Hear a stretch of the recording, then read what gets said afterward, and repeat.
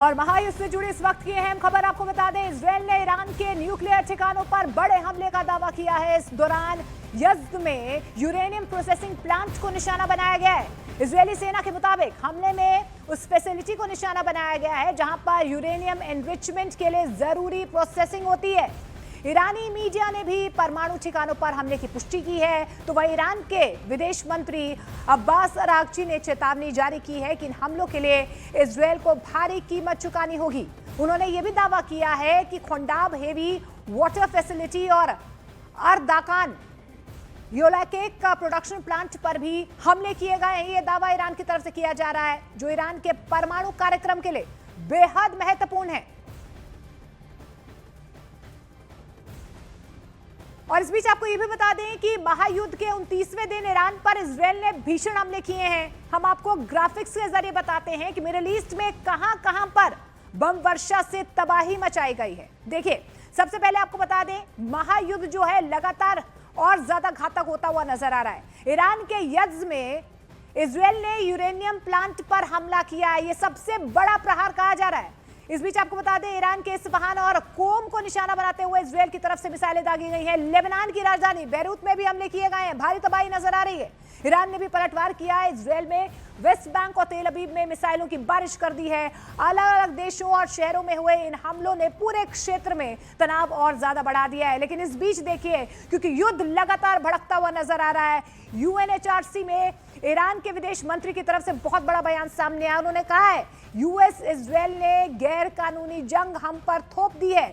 Araghchi की तरफ से, अब्बास अरागची की तरफ से यह भी दावा किया जा रहा है कि यूएस इजरायल के हमले मानवता के खिलाफ अपराध है। हम शांति चाहते हैं लेकिन आत्मरक्षा भी करेंगे। आगे वो ये भी कहते हैं कि परमाणु वार्ता के बीच जंग छेड़ी गई है। जानबूझकर रिहायशी इलाकों को इजरायल और अमेरिका की तरफ से निशाना बनाया जा रहा है। यह अब्बास अरागची की तरफ से कहा गया है।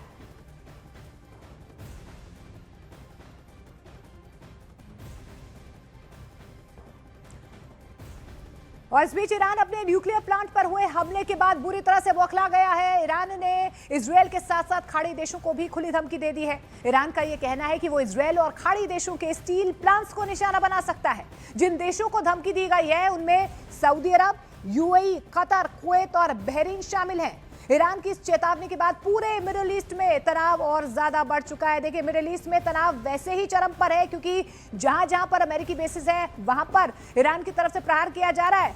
अब क्योंकि ईरान पर एक बार फिर से इजरायल की तरफ से न्यूक्लियर प्लांट्स पर निशाना बनाया गया है, उसके बाद अब ईरान की तरफ से धमकी दी जा रही है। लेकिन ईरान के परमाणु यूरेनियम संवर्धन प्लांट पर हमले के बाद ईरान गुस्से में बौखला गया। ईरान ने खाड़ी के देशों को चेतावनी दी है कि वो इस हमले का बदला लेगा और उनके स्टील प्लांट्स पर हमला किया जाएगा। देखिए, एक बार फिर से यहां पर ईरान की तरफ से धमकी दी गई है। ईरान के निशाने पर कौन कौन है? देखिए, इजरायल, कुवैत, सऊदी अरब, बहरीन, कतर, यूएई, ये वो इलाके हैं जहां पर पहले से ही ईरान की तरफ से लगातार प्रहार किया जा रहा है, क्योंकि यहां पर अमेरिका के बेसिस हैं। लेकिन अब जिस तरीके से ईरान की न्यूक्लियर फैसिलिटीज को एक बार फिर से निशाना बनाया जा रहा है, उसके बाद ईरान की तरफ से दावा किया जा रहा है और ये चेतावनी जो है इन तमाम खाड़ी देशों को दे दी गई है कि इनके स्टील प्लांट्स पर अब अटैक किया जाएगा ईरान की तरफ से।